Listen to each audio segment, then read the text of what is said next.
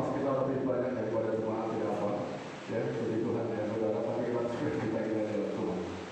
Ya, karena kita datang di sini kan, ya memang hanya ini, ya kita puji Tuhan.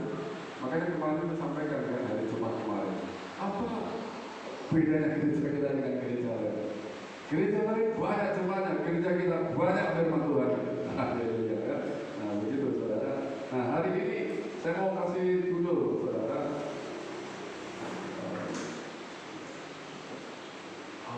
Ya, bangkitlah dalam pekerjaan Tuhan.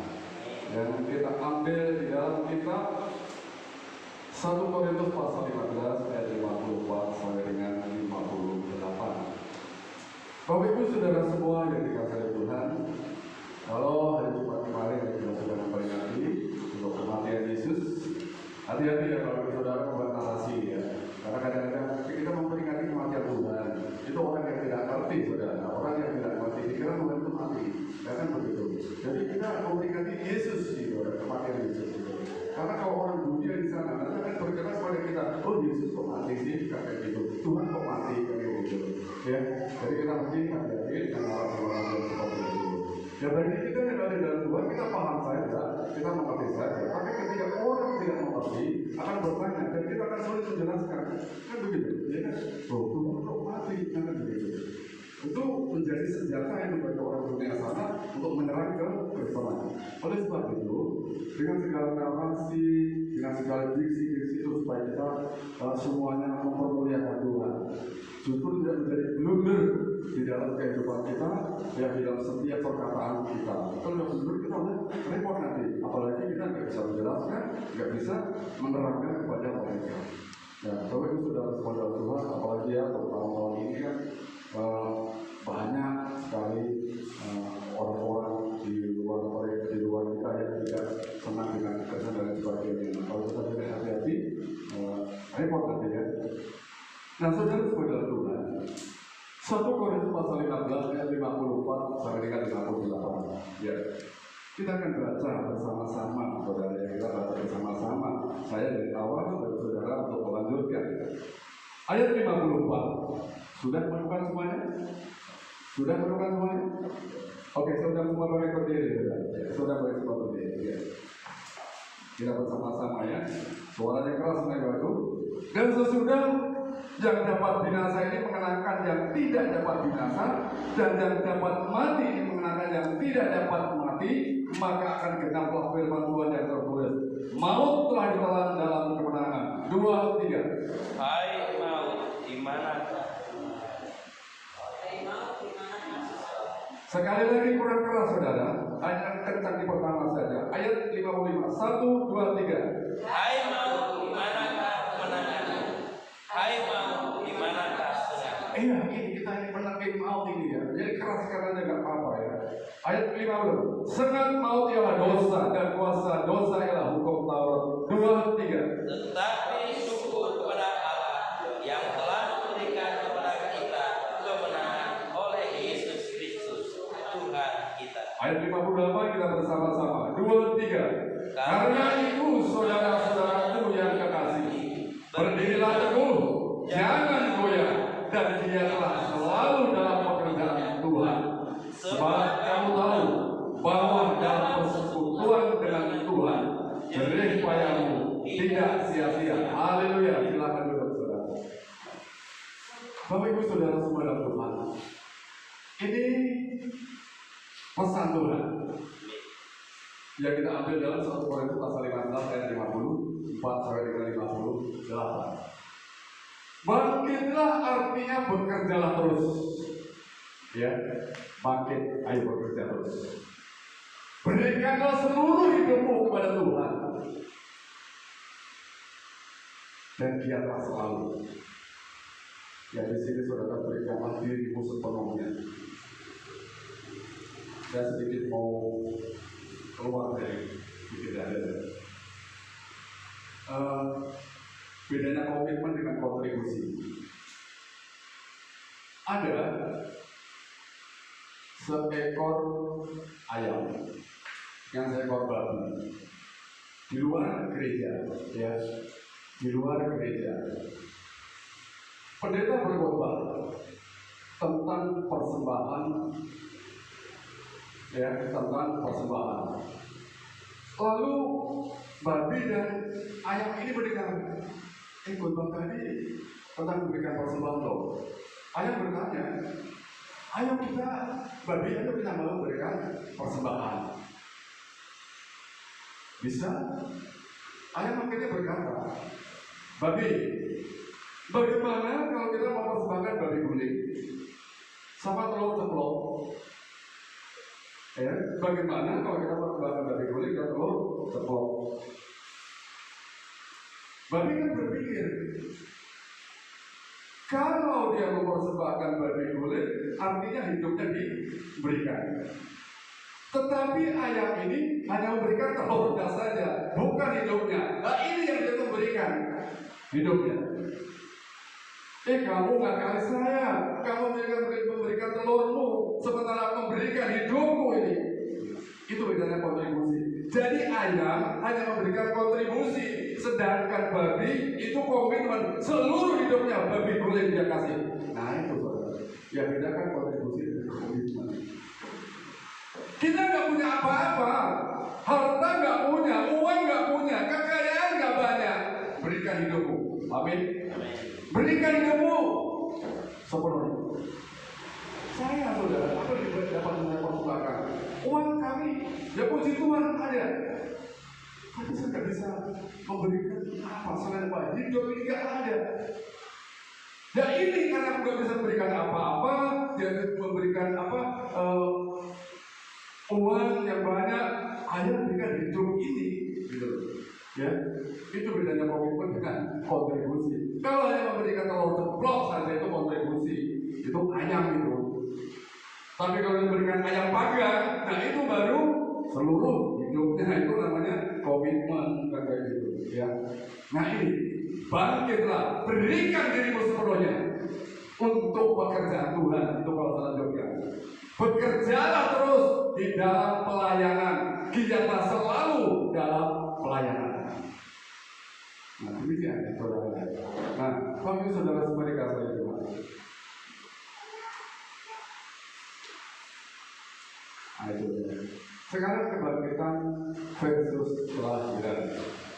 Bagi saudara semuanya. Kalau saya suruh memilih pada Bapak Ibu saudara semuanya, memilih salah satu dari kedua hal ini, saudara. Menurut saudara, menurut Bapak Ibu saudara semuanya, itu lebih mudah mempercayai yang mana? Mempercayai kebangkitan apa mempercayai kelahiran? Kita semuanya pernah melihat orang melahirkan, ya. Tetapi pernah nggak Bapak Ibu saudara melihat orang bangkit dari kematian? Pernah nggak saudara? Ada yang pernah melihat orang bangkit dari kematian? Orang melahirkan pernah melihat? Nah, lebih mudah mana saudara? Mempercayai yang mana antara kebangkitan dan kebangkitan nggak kita lihat, kelahiran nggak, kelahiran kita melihat. Jadi saudara, di antara keduanya, mana yang lebih mudah kita mempercayai? Bagi saudara semua dalam Tuhan.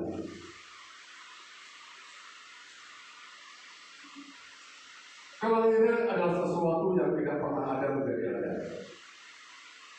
Tidak pernah ada menjadi ada. Sedangkan kebangkitan, sesuatu yang sudah ada, pernah ada, kemudian kembali ada.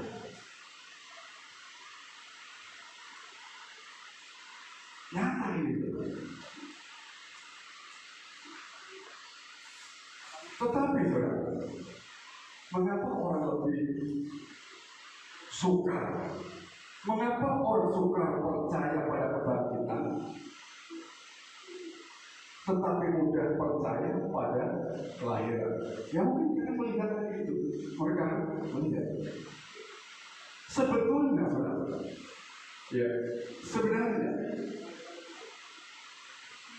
kelahiran seseorang ke dunia ini, ya, kelahiran seseorang di dunia ini adalah suatu peristiwa yang lebih ajaib. lebih ajaib, lebih tidak masuk akal dibandingkan dengan peristiwa kebangkitan. Tidak ada menjadi ada. Ini ajaib.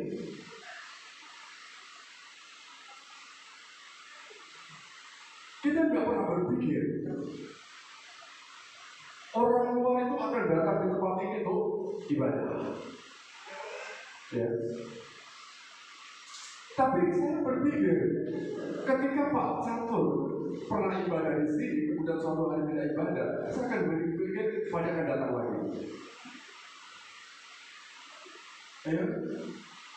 Nah, orang yang tidak pernah kita pikir tiba-tiba datang, ini lebih sulit. Tetapi Bapak Ibu Saudara-saudara Tuhan, orang mempercayai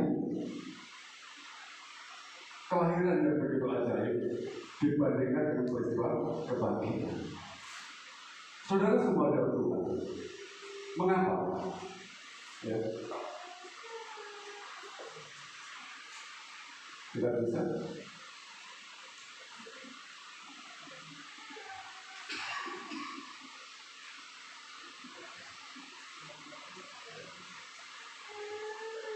Iya, puji Tuhan. Sekarang mana yang lebih suka? Dilahirkan atau bangkit kembali? Ya, dilahirkan atau bangkit kembali? Sesuatu yang tidak pernah ada menjadi ada, atau sesuatu yang sudah ada menjadi ada. Besar kemungkinan saudara-saudara kita yang tidak pernah beribadah jarang-jarang tetap akan datang. Iya kan? Ini teman. Ya ini ilustrasi, ya ilustrasi. Saudara semua dikasih oleh Tuhan. Mana yang lebih sulit bagi kita?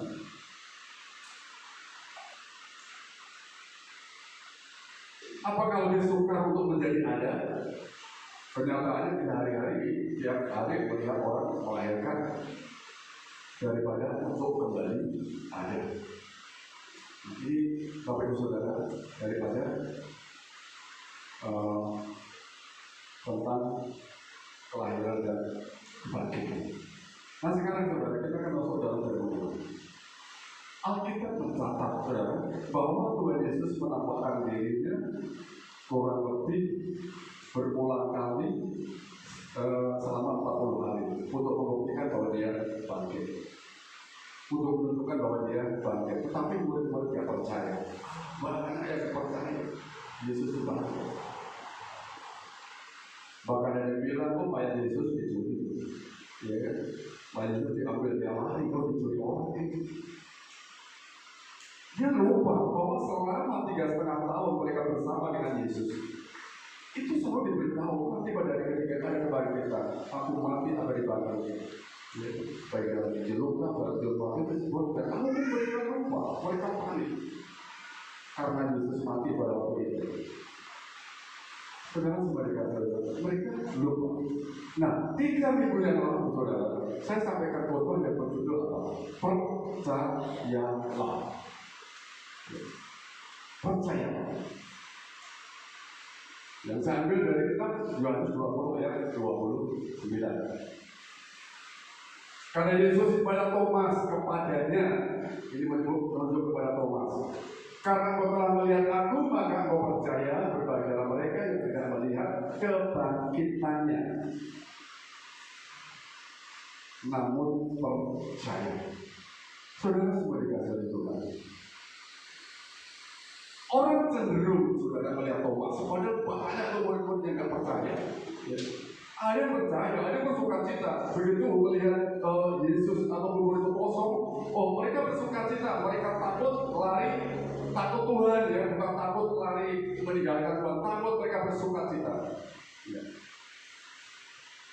Nah 3 minggu yang lalu saya bawakan sebuah judul dengan percayalah.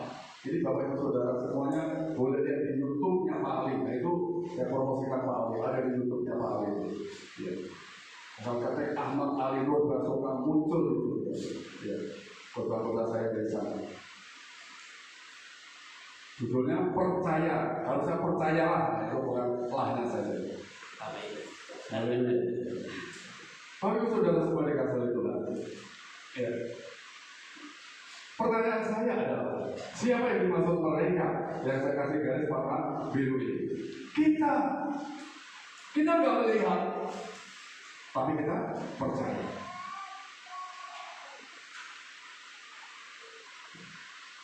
Mereka itu adalah kita, mereka adalah orang-orang yang percaya. Meskipun kita melihat kebangkitannya, kemudian melihat Yesus pada waktu itu. Saudara semua dalam Tuhan.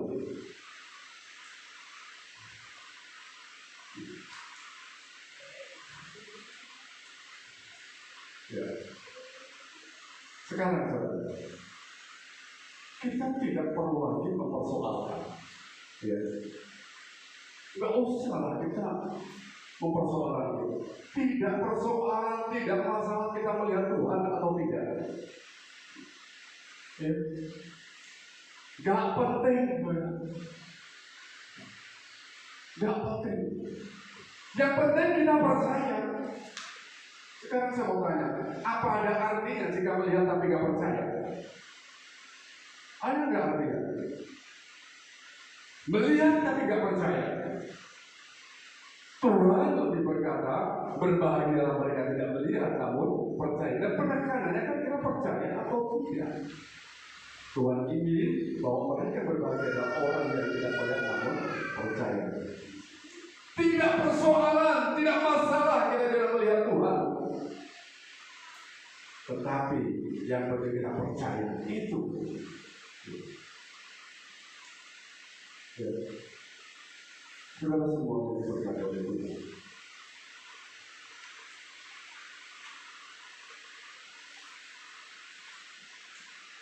Lalu apa respon kita?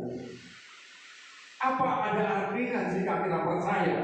Ya sekarang pertanyaannya. Jika kita percaya, tetapi tidak ada implikasinya, tidak membawa dampak dalam kehidupan kita. Kita sudah percaya kebangkitannya. Gak diragukan lagi, 100% kita percaya. Tapi ada nggak dampak yang terjadi dalam kehidupan kita? Ada nggak yang terjadi membawa perubahan di dalam kehidupan kita? Saudara semua dikasih oleh Tuhan. Apa gunanya percaya jika tidak berimplikasi? Jika tidak berdampak di dalam kehidupan kita, di dalam diri kita. Bapak Ibu Saudara semua dikasih oleh Tuhan. Kejadian itu sudah 2000 tahun yang lalu, kurang lebihnya 2000 tahun yang lalu. Tetapi hendaknya mana esensi dari kebangkitan Yesus itu dalam kehidupan kita yang sekarang ini memiliki dampak yang konkret. Itu yang Tuhan mau. Bagi diri kita, bagi orang-orang yang ada di sekitar kita, bagi sesama kita, dalam mengabdi kepada Dia, mengabdi kepada Tuhan. Nah ini menjadi persoalan di sini. Mengenai kebangkitannya, apa yang bisa membawa implikasi dalam kehidupan kita sebagai orang percaya. Nah kita harus memahami kebangkitan ini, esensi atau inti daripada kebangkitan itu sendiri. Mana yang terpenting bagi kita, yang bisa kita kenakan dalam kehidupan kita apa? Pengabdian kepada Dia. Nah itu. Pengabdian kepada Dia. Ibu saudara semua diberkati oleh Tuhan.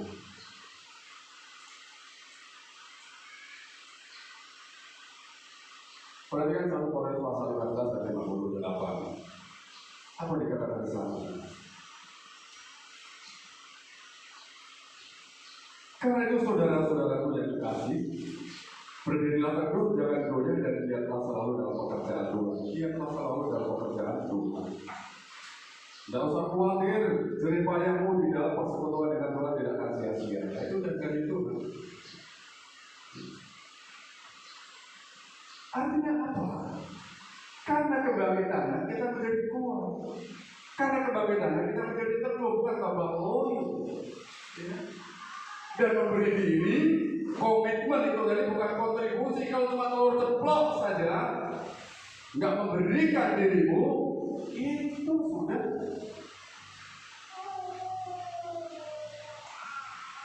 tidak seperti yang dikehendaki oleh Tuhan. Ya mungkin kita hanya mampu segitu, tapi Tuhan ingin berikan dirimu. Kan sudah ditebus kan kemarin, sudah ditebus oleh Tuhan. Semuanya sudah suka-suka Tuhan, sudah sesuai dengan keinginan Tuhan. Ya. Bapak Ibu Saudara semua, ini yang Tuhan inginkan. Apakah kita hanya ingin mempercayai sejarah saja? Oh, sejarahnya 2000 tahun yang lalu seperti itu. Ya. Apakah kita hanya akan mempercayai sejarahnya dan hanya mengulang sejarah tanpa mengubah kehidupan kita? Hari-hari, tahun demi tahun kita peringati terus peringati, tidak ada perubahan sama sekali. Tidak ada dampak apa-apa sama sekali. Sedangkan dalam 1 Korintus pasal 4 ayat 58 dikatakan, berdiri teguh, jangan goyah, biarlah selalu dalam pekerjaan Tuhan. Saudara semuanya, setiap tahun kita, saudara, mestinya kita tidak lagi atau bukan lagi hanya memperingati kebangkitan, hanya memperingati, tidak. Tapi lebih daripada itu kita mengalami kebangkitan diri kita, ya, mengalami kuasa kebangkitan itu dari dalam diri kita, berdampak bagi orang lain, berdampak bagi orang-orang sekitar kita dari tahun ke tahun. Ada suatu kemajuan. Ya untuk apa menjadi orang percaya kalau hanya mempercayai sejarah saja? Ya.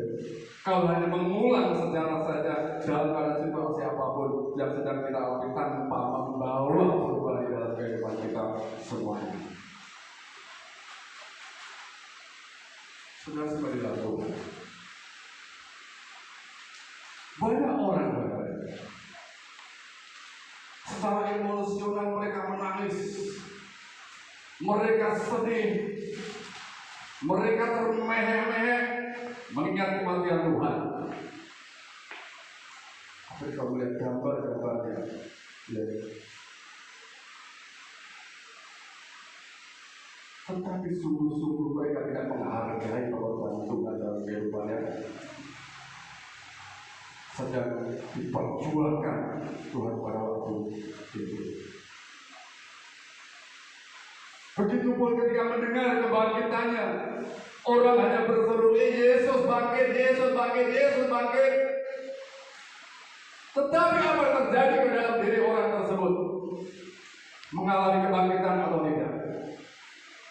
Giat tidak dia di dalam pelayanan? Giat tidak dia memberikan sepenuh hidupnya bagi Tuhan? Apakah melihat situasi, apakah melihat kondisi Tuhan, saudara, sampai memberikan dirinya untuk manusia yang berdosa, begitu berharga. Kalau nanti katakan apa? Gambar dan rupa Allah, begitu mulianya manusia. Tuhan begitu seriusnya, saudara, menebus kita. Tuhan begitu seriusnya mengembalikan gambar dan rupa kita. Tapi kadang-kadang kita ada kepahitan sedikit saja mendengar Tuhan mati, sudah goyah Tuhan. Bapak Ibu Saudara semua dikasih oleh Tuhan. Sampai manusia menangis, mereka sedih dan sebagainya. Tetapi apa? Hanya sedih saja, menangis saja, lalu bagaimana dengan aktivitas sehari-hari sebagai orang percaya? Dari tahun ke tahun masih bergumul dalam dosa, dari tahun ke tahun masih hidup di dalam perkenanan yang tidak berkenan di hadapan Tuhan, tanpa mengalami perubahan, tanpa mengalami apa yang sangat berkenan di hadapan Tuhan. Bayangkan saudara, betapa seriusnya itu Tuhan memperjuangkan kita. Kemudian hanya diambil, dia ambil lagi. Lalu kita kembali seserius apa sih kepada Tuhan? Dia memberikan dirinya, hidupnya. Itu sebabnya tadi, bangkitlah, berikan dirimu sepenuhnya. Tuhan sudah memberikan milik sepenuhnya, tinggal kita saja sepenuhnya kita nggak bisa berikan apa-apa. Uang nggak punya, berikan dirimu. Kekayaan nggak punya, berikan dirimu. Punya kekayaan, memberikan diri, itu hebat luar biasa. Nah, Tuhan mau yang seperti ini. Ada kebangkitan di dalam diri kita. Ada gerakan, giat terus di dalam melayani Tuhan. Apa gunanya percaya tentang kebangkitan kalau kita tidak mengalami kebangkitan? Bapak Ibu Saudara sekalian dikasihi oleh Tuhan.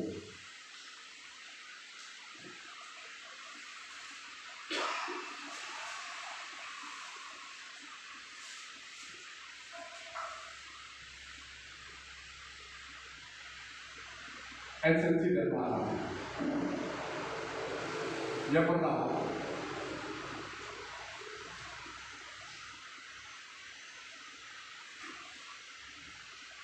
hancurnya setengah maut, hancurnya rasa takut manusia pada maut, ayat 55. Bapak Ibu Saudara semuanya, upah dosa adalah maut. Orang yang berbuat dosa pasti mati. Tetapi hal itu sekarang tidak perlu kita khawatirkan lagi. Tapi jangan berbuat dosa, ya kan?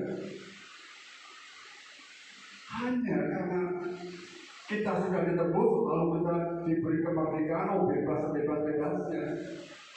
Di dalam Roma 8 ayat 1, orang yang sudah di dalam Tuhan, mereka tidak akan mendapatkan penghukuman lagi. Tapi saya mau sampaikan saudara, ayat ini tidak lengkap.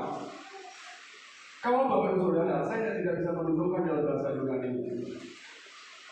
Ada kata yang hilang, ada kalimat yang hilang. Roma 8 ayat 1, mereka sudah ada di dalam Tuhan, tidak ada penghukuman lagi.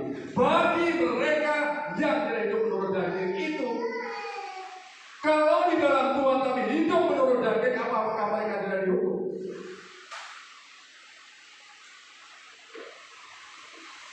Bapak Ibu Saudara semuanya,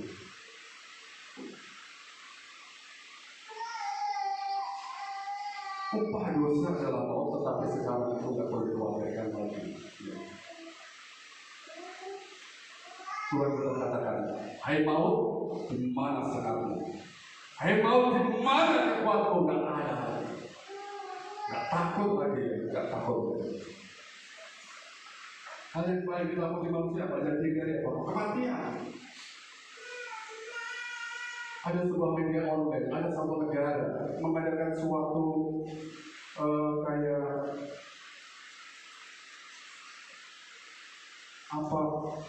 percobaan ya di laboratoriumnya itu. Ada 7 orang mati, dia kumpulkan di situ. Dia diinginkan untuk supaya nanti mereka bisa melihat ada kebangkitan. Banyak orang berinvestasi ke sana. Kenapa? Harapannya kalau itu cuma yang ini hidup, nanti kalau dia mati bisa hidupkan kembali. Artinya apa? Itu bagian dari upaya manusia karena mereka takut mati. Ya mungkin kita berkata, aku gak takut mati, tapi ada orang yang takut mati. Tuhan sudah katakan, begitu bangkit, hai maut, di manakah sengatmu, di manakah kemenanganmu? Gak ada lagi kamu berhak memenangkan daripada diriku. Tuhan sudah mengalahkan. Kematian bukanlah hal yang menakutkan lagi. Kematian bukan sesuatu yang menakutkan lagi bagi saudara semuanya. Beberapa waktu yang lalu, saya bersama saya telepon dengan bibi saya yang ada di Jawa. Kami sudah mungkin hampir 10 tahun kami tidak telepon, kami ada telepon. Dia bilang bagaimana kabarmu mati, baik puji Tuhan, bagaimana dengan bibi jawab. Yang kami ini hanya menunggu panggilan saja. Ya kadang menunggu panggilan. Saya melihat nadanya ini saudara, dia sudah siap betul. Dia sudah siap betul untuk dipanggil Tuhan. Siap lahir batin sudah, oh puji Tuhan. Saya bilang sama itu. Kami di Kalimantan juga siap kalau bisa Tuhan sudah mau memanggil Saudara semua dikasih oleh Tuhan.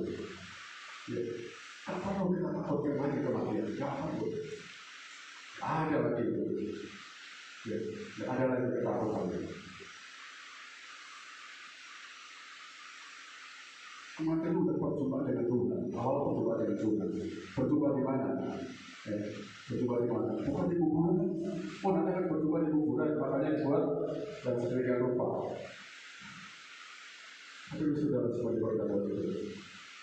Kita bertemu dengan kekasih kita. Kita bertemu dengan sahabat kita. Kita bertemu dengan pencipta kita. Ini bahagia sekali. Jadi kalau kita mati, puji Tuhan.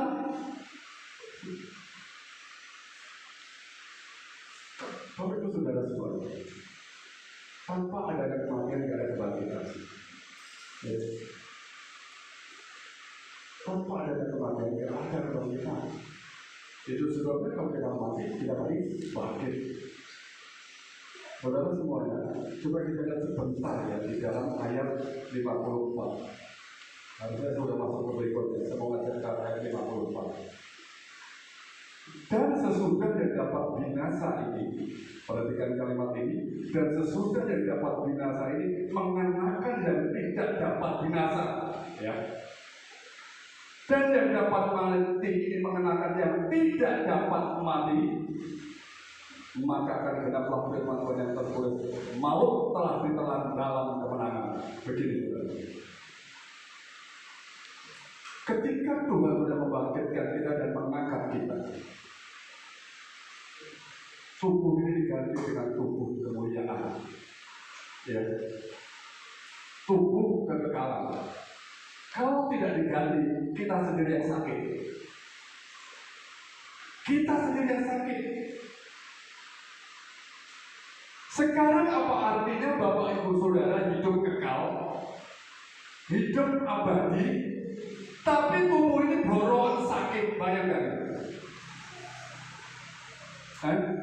Bisa membayangkan orang seperti hidup kekal, gak mati-mati, tapi sakit tubuhnya. Bisa membayangkan sakitnya seperti apa? Tuhan begitu punya rencana yang sangat indah. Tubuh yang bisa binasa ganti, tubuh yang dapat mati ganti dengan tubuh kemuliaan, dengan tubuh kekekalan. Kalau nggak diganti, sakit kita.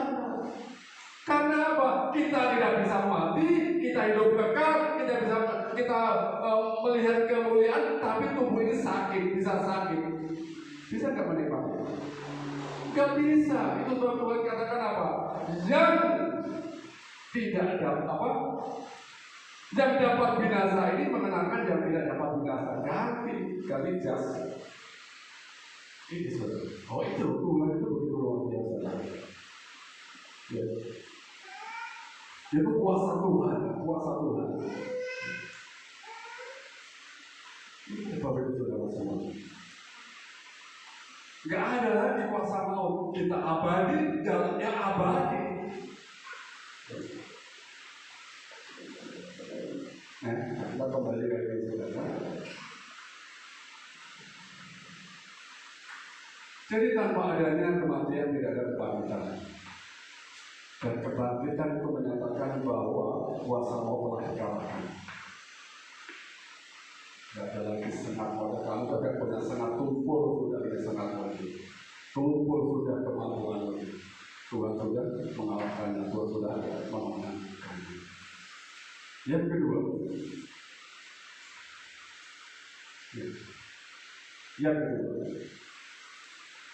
kebangkitan Yesus artinya adalah bangkitnya, bertumbuhnya, berseminya kembali semangat pelayanan kita. Haleluya. Iya, tadi dikatakan ayat 58, berdirilah teguh, jangan goyah, giatlah dalam pekerjaan Tuhan. Nah, kalau nggak bersemi, nggak bertumbuh, di mana kebangkitan yang setahun sekali kita peringati? Apalagi cuma seminggu juga tidak, berseminggu juga tidak.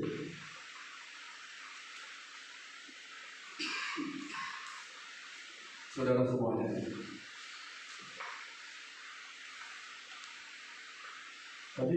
di awalnya pada slide yang ke-10 tadi. Nggak ada kebangkitan kalau tidak ada kematian. Tapi bukan berarti kan kita mau pengen cepat mati kan? Waktu cepat mati saja. Ya. Aku ingin cepat mati supaya aku segera bangkit. Nah ini bukan lagi kita menyanyi suka-suka Tuhan, suka-suka kita. Kita harus hidup benar. Ya, itu kita harus hidup benar dengan Tuhan supaya waktu yang singkat ini, yang masih ada ini efektif melayani Tuhan, efektif di dalam pekerjaan Tuhan, efektif di dalam apapun yang Tuhan percayakan kepada kita. Berikan hidupmu, jangan cuma kontribusi, jangan cuma telur ceplok, berikan ayam panggang.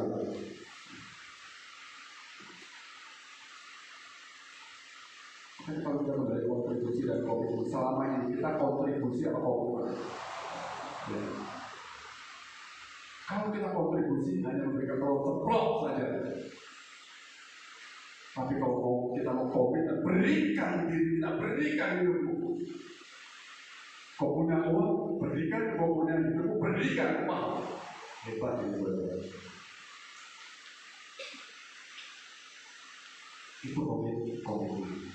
Waktunya singkat, efektif tidak waktu yang singkat ini kita memuliakan Tuhan, efektif tidak kita melayani Tuhan.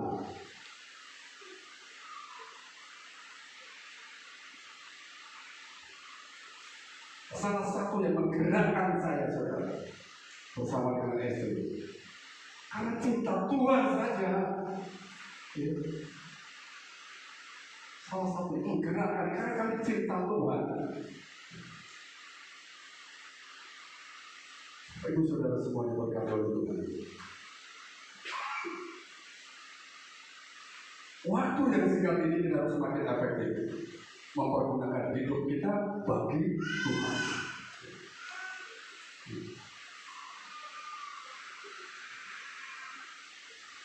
Sehingga saat kematian tiba menjadi hal yang membanggakan. Gak takut lagi. Gak takut lagi. Terserah Tuhan mau panggil apa terserah. Dengan cara berat, terserah Tuhan. Banyak orang bertanya, itu kalau orang mati tabrakan itu dibangkitkan apa enggak? Orang tenggelam-tenggelam dibangkitkan apa enggak? Itu urusan Tuhan. Ya. Orang yang mati mungkin di planet sana itu nanti dibangkitkan atau enggak, itu urusan Tuhan. Ya. Tapi itu enggak ada kaitannya dengan apa yang dia lakukan selama di bumi ini. Saudara semua, kita harus semakin efektif mengabdi kepada Tuhan, memberikan hidup kita kepada Tuhan. Gak punya apa-apa, berikan hidupmu, komitmenmu. Itu tunjukkan, bukan kontribusi. Walaupun tidak salah, apa-apa sekali.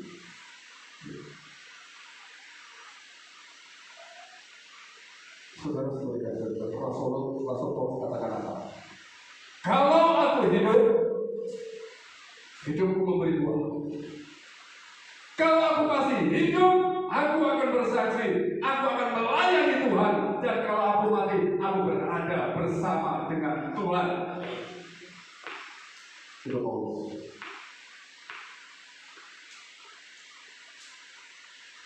Saat aku hidup, aku menjadi milik orang banyak. Hidupku menjadi berkat bagi siapa saja. Tapi saat aku mati, hidupku menjadi milik Tuhan. Itu komitmen Paulus. Nah ini saudara, komitmen itu, bangkitlah itu, ya, berikanlah hidupmu sepenuhnya untuk Tuhan. Itu yang namanya komitmen. Berapa banyak orang yang mati martir demi Yesus? Mengapa mereka melakukan seperti itu? Mau melakukan seperti itu?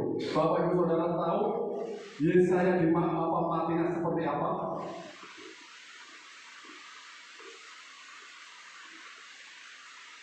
Dia saudara Yesaya matinya mengerikan. Dia dikangkang ke atas kemudian dibelah pakai gergaji. Itu matinya Yesaya, martir.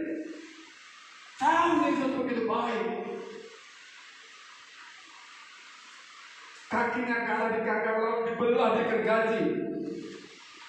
Maka itu mengerikan kalau itu dalam semua dalam Tuhan. Ya.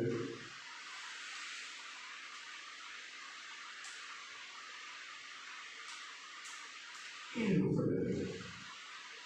Tuhan menebus kita supaya kita kembali kepada gambar dan rupa Allah itu, memuliakan Dia. Paulus katakan apa dalam Filipi pasal 1 ayat 21? Hidupku adalah Kristus dan mati adalah keuntungan. Nah ini.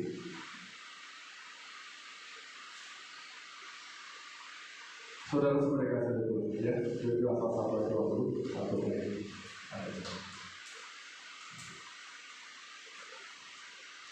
Ya. Tidak bisa. Oh, itu. Jadi esensi dari kebangkitan apa? Mengabdi bagi Tuhan dengan benar.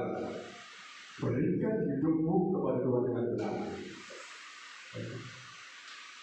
Itu tadi Roma 8 ayat 1. Jangan cuma di dalam Tuhan. Oh, nggak ada penghukuman lagi. Bagaimana kalau aku tidak hidup dengan benar?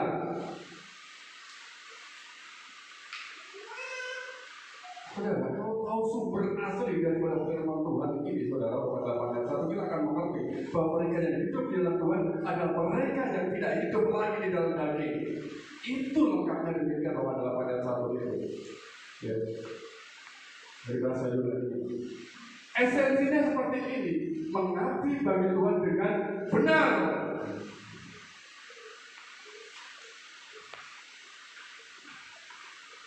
Karena ini saudara, saya cuma menyampaikan saudara, saya kadang berapi-api saudara. Saya tidak sedang marah kepada saudara atau tidak.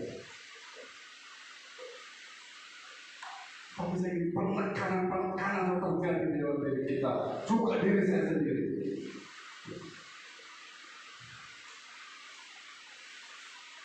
Paulus, jika aku hidup di dunia ini, itu berarti bekerja memberi buah.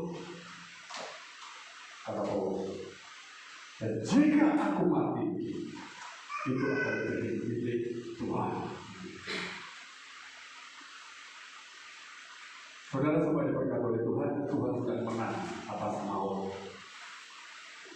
Oleh kebangkitannya kita pun juga menjadi pemenang. Kematian tidak lagi menjadi hal yang menakutkan bagi orang percaya yang sungguh-sungguh mengasihi Tuhan. Kalau cuma sedang-sedang saja, ragu-ragu saja, nggak bisa. Sekali lagi saya katakan, kita tidak bisa mengangkangi pagar di dalam Tuhan itu. Nggak bisa kita mengangkangi pagar. Mau berada di dalam pagar atau di luar pagar. Jangan hidup di dua alam lagi seperti kata. Ya.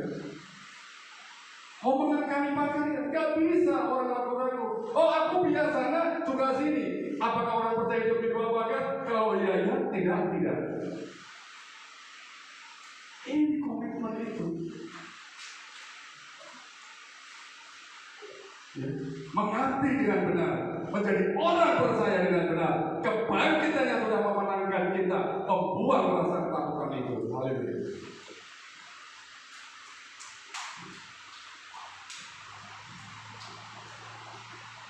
Kematian itu realitas, gak bisa kita hindari. Kita tahu pasti mati, tapi jangan ingin cepat mati. Justru ketika kita belum mati, efektifkan hidupmu itu. Menggunakan waktu yang singkat ini untuk mengabdi Tuhan dengan benar. Dengan menyenangkan hati Tuhan. Ya.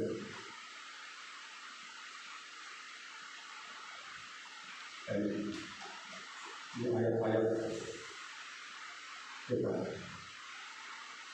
Dan jika Kristus tidak dibangkitkan, bayangkan, jika Kristus tidak dibangkitkan, maka sia-sia kepercayaan kamu dan kamu masih hidup dalam dosa. Percuma kita percaya kepada Yesus. Kalau Yesus sudah bangkit, apa bedanya Yesus mati dengan orang-orang lain itu? Sama. Jika Kristus hanya mati saja dan tidak bangkit, maka sesungguhnya kita menjadi orang Kristen yang paling malang. karena telah mempercayai manusia yang biasa saja.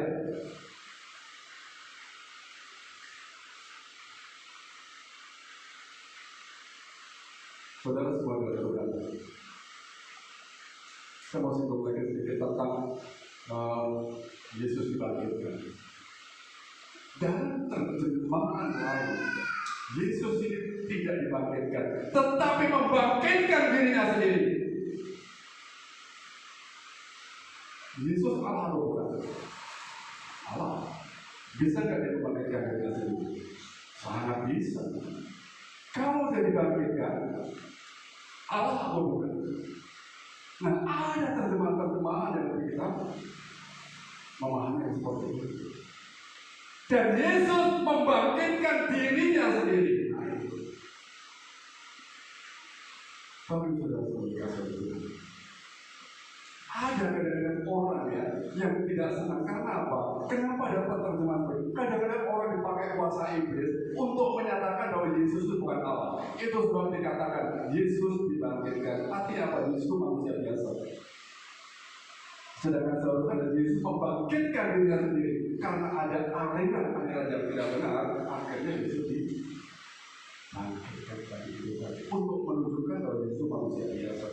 Dan Yesus adalah Allah walaupun bisa membangkitkan dirinya sendiri.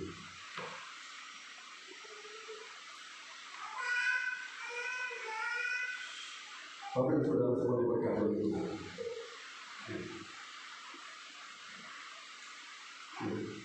Sia-sia kepercayaan kita kalau Yesus tidak dibangkitkan. Dan bukan hanya sia-sia, tetapi yang paling mengerikan apa? Kita kepik dalam murka Allah. Karena Kristus bangkit, kita pun bangkit.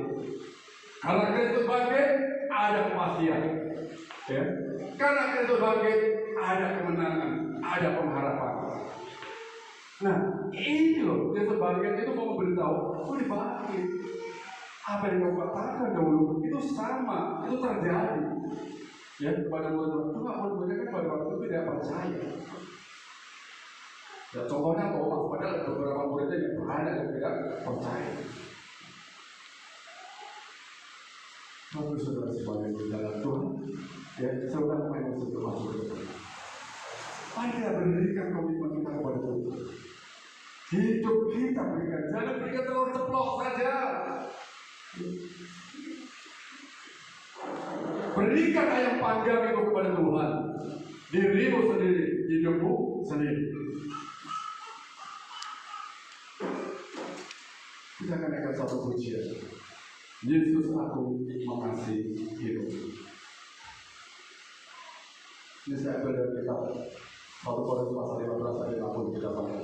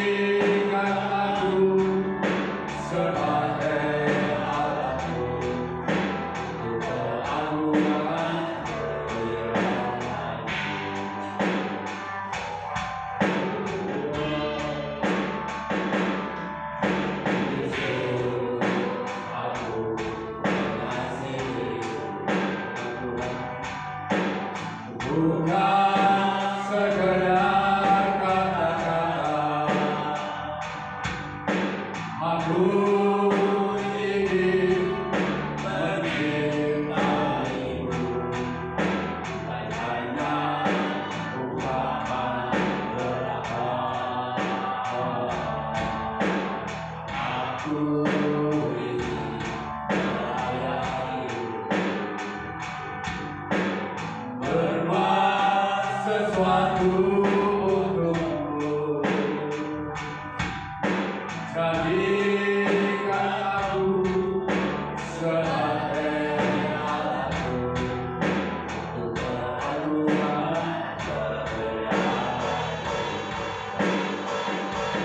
ku ingin melayanimu dengan segenap hatiku, melayani sepenuh jiwaku.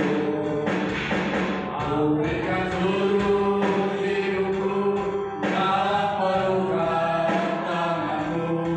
Untuk Yesus, kekasih jiwaku, ku ingin melayanimu dengan segenap hatiku, melayani sepenuh jiwaku. Aku berikan seluruh hidupku dalam pelukan tanganmu. Untuk Yesus, kekasih jiwaku. Untuk Yesus, kekasih jiwaku. Untuk Yesus, kekasih jiwaku. Bapak Ibu Saudara semua dikasih Tuhan, berikan komitmenmu, bukan hanya kontribusi saja. Berikan ayam panggang itu bukan telur ceplok saja. Tuhan sudah bangkit. Tuhan sudah memenangkan. Tuhan sudah memberikan kekuatan kita. Pengharapan kita tidak lagi kurang, tetapi jelas. Itu sebabnya mari kita berkomitmen berikan hidup kita, layani Tuhan, senang maupun tidak senang, lemah maupun kuat, di dalam kondisi apapun. Berikan hidupmu kepada Tuhan. Jangan goyah, tetap teguh, giatlah di dalam pekerjaan Tuhan. Bangkit, giat, dan berikan dan bergerak untuk pekerjaan Tuhan. Banyak orang-orang di kita, mereka perlu dimenangkan. Percayalah, Tuhan tidak akan membiarkan kita terus. Tuhan begitu luar biasa. Ketika kita masih hidup, hiduplah memberikan buah, hiduplah memberikan kesaksian yang baik.